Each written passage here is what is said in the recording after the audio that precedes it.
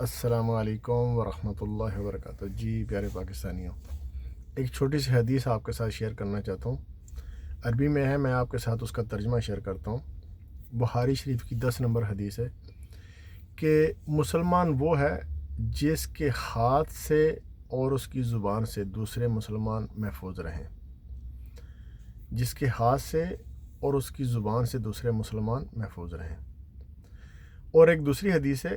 بخاری کی ہی حدیث ہے، 11 نمبر حدیث ہے۔ اس میں نبی صلی اللہ علیہ وسلم سے لوگوں نے پوچھا کہ اسلام کیا ہے، کون سا اسلام صحیح ہے؟ نبی صلی اللہ علیہ وسلم نے فرمایا وہ اسلام جس کو ماننے والے جو مسلمان ہیں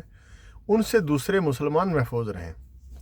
تو ابھی ایک طرف آپ حدیث دیکھ رہے ہیں، آپ حدیث سن رہے ہیں کہ مسلمان وہ ہے جس کے ہاتھ اور زبان سے دوسرا مسلمان محفوظ رہے،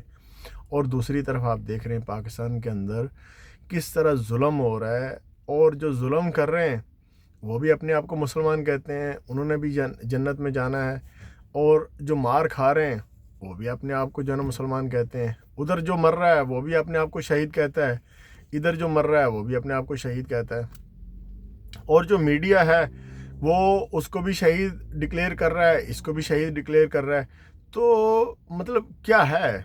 کیا ہو کیا رہا ہے؟ جو ظلم کر رہا ہے، آیا اس کو پتہ نہیں ہے کہ بھئی میرے ہاتھ سے جو ہے نا ظلم ہو رہا ہے، میں غلط کر رہا ہوں؟ جس کے ساتھ ظلم ہو رہا ہے اس کو تو پتہ ہی ہے کہ بھئی میرے ساتھ ظلم ہو رہا ہے۔ ابھی سیدھی سی بات یہ ہے کہ ہمارے جو حکمران بنے ہوئے ہیں اس ٹائم پہ پاکستان کے اندر، جنہوں نے جو ہے نا جو قبضے میں کر رکھا ہے پاکستان کو،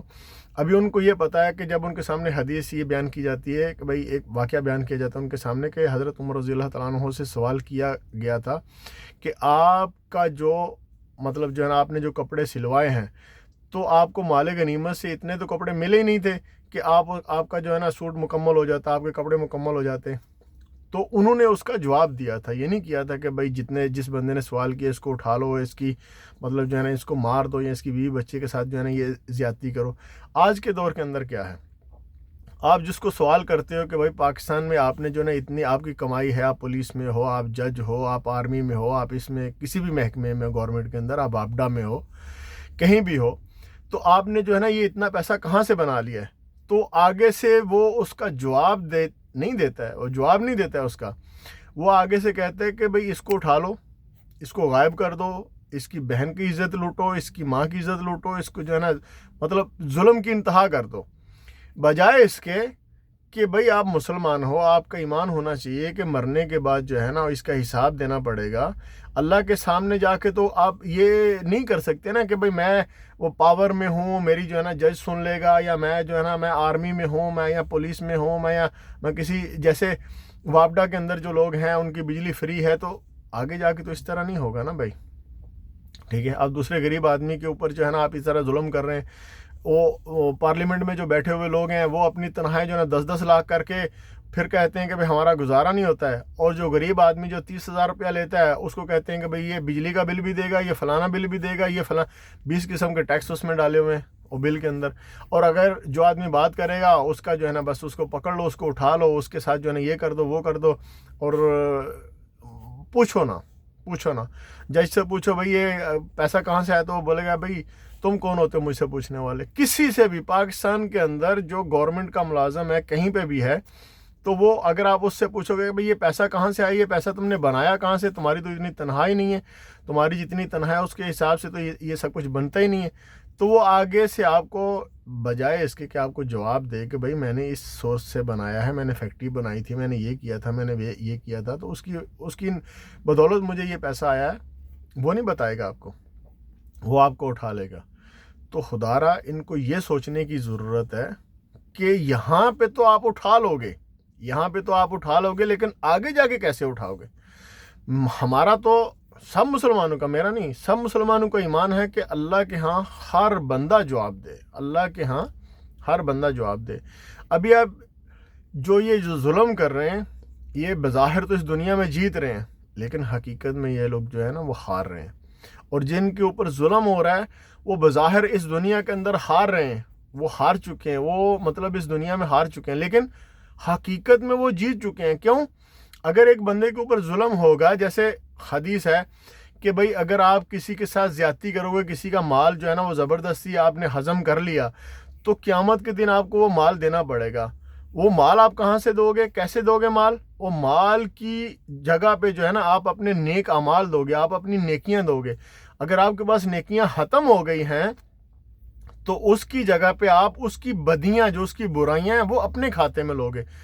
تو بظاہر دنیا میں جس کے ساتھ ظلم ہو رہا ہے وہ نقصان میں ہے، وہ مطلب جو ہے نا ہار چکا ہے، اس کا نقصان ہو گیا بہت زیادہ۔ لیکن حقیقت میں کیا ہے؟ حقیقت میں وہی جیتا ہے، کیونکہ قیامت کے دن مرنے کے بعد جو ہے نا جو حساب کتاب ہوگا، اس میں جو سب سے زیادہ جو چیز قابل مطلب قبول ہوگی نا، جو سب سے زیادہ چیز چاہیے ہوگی، کسی کو بھی چاہیے ہوگی، ہر بندہ اس کا محتاج ہے، ہر بندہ اس کا محتاج ہے، اور وہ یہ ہوگی کہ بھئی نیک اعمال۔ اور نیک اعمال اگر کسی کے پاس ہے ہی نہیں ہے، بہت کم ہے، تو وہ تو ہار گیا نا، وہ تو جہنم کی طرف خدا نخواستہ چلا گیا۔ اور اگر اس کے ساتھ دنیا میں ظلم کسی نے کیا ہوا ہے تو اس ٹائم پہ تو وہ سوچ رہا ہے اوہو میں تو ہار گیا، اس کے ماں باپ، اس کے بہن بھائی، اس کے بچے تو سوچ رہے ہیں بھائی ہمارے باپ کے ساتھ، ہماری بہن کے ساتھ، ہمارے بچے کے ساتھ ظلم ہو گیا۔ لیکن قیامت کے دن جب وہ اٹھے گا تو جس نے ظلم کیا ہے وہی سارے کا سارا اس کا جو مطلب اپنی نیکیاں اس کو دے گا پہلے، پھر بھی اگر اس کا جو ظلم کیا ہوا اس کا بدلہ اگر اللہ کے ہاں اس کا پورا نہیں ہوا تو اس کی جتنی برائیاں کم ہوں گی وہ برائیاں بھی اپنے کھاتے میں لے گا۔ تو فائدہ کس کا ہوا؟ فائدہ اس کا ہوا جس کے ساتھ ظلم ہوا ہے اس دنیا کے اندر، جس کا مال کسی نے ہضم کر لیا، جس نے مال کھا لیا ہے۔ تو یہ ہمیں سب کو سوچنے کی ضرورت ہے، اور اپنی جو خواہشات نفس ہے نا اس کو مارنے کی ضرورت ہے۔ حقیقت ہے کہ بھائی جب بندہ کوئی بھی ہو، جب کوئی نیک عمل کرتا ہے تو اس کا دل سکون میں ہوتا ہے، اور جب دل سکون میں ہوتا ہے تو پھر سب کچھ حاصل ہو جاتا ہے۔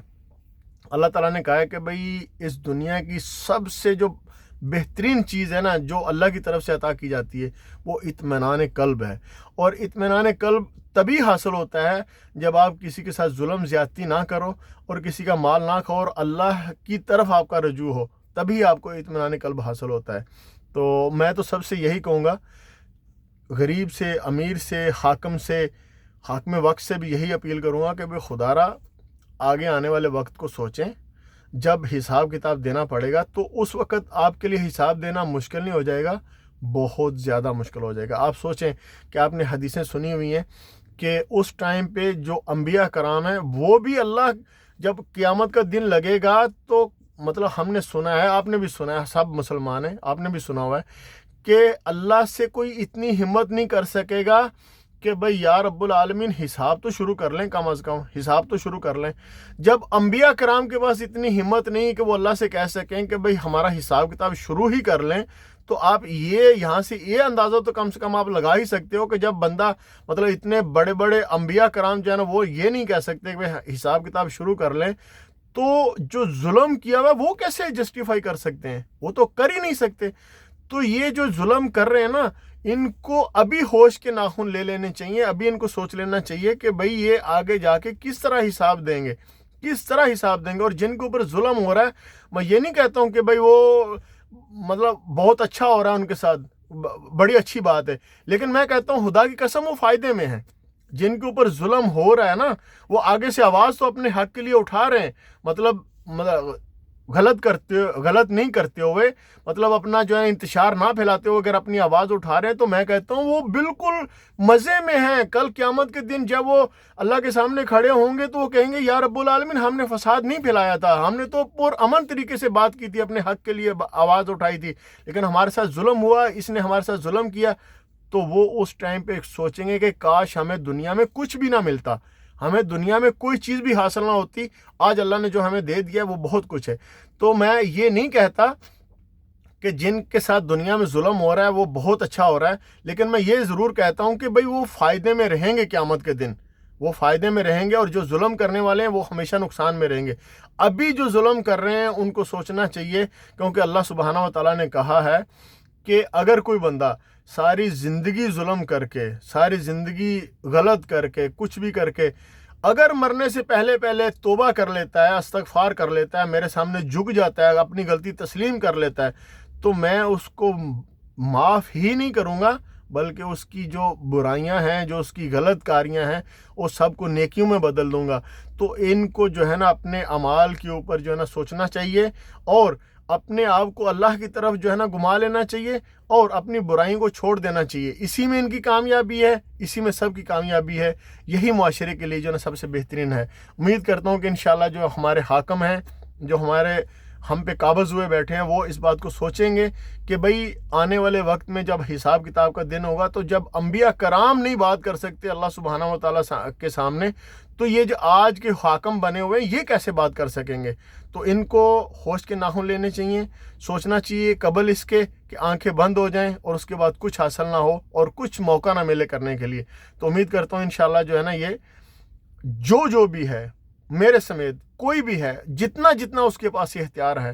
وہ اس کو اس کے حساب سے استعمال کرے گا، اور زیادہ سے زیادہ نہیں، بہت زیادہ بچنے کی کوشش کرے گا کہ اللہ کے ہاں مجرم نہ بن سکے۔ انشاءاللہ امید کرتا ہوں کہ ہم سب مل کے جو ہے نا اللہ کے سامنے سرخرو ہوں گے، انشاءاللہ۔